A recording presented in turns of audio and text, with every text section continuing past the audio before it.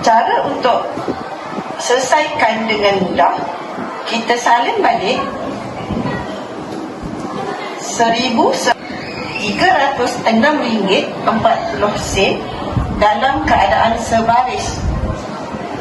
Titik perpuluhan berada di kedudukan sebaris. Kemudian kita akan letakkan garisan mengikut rumah-rumah supaya tidak akan ada pertindihan antara rumah dan mudah untuk kita membuat pengiraan. Setiap rumah kita akan melakarkan garisan dan pastikan RM telah pun ditulis, dan kita perlu letakkan titik perpuluhan sebaris dengan yang di atas.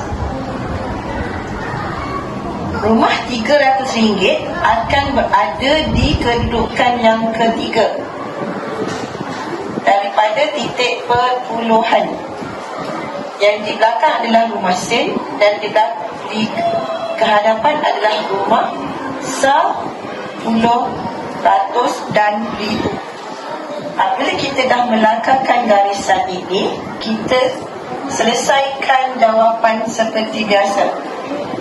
Contoh, sifar tambah sifar adalah sifar. 6 tambah 4 adalah 10.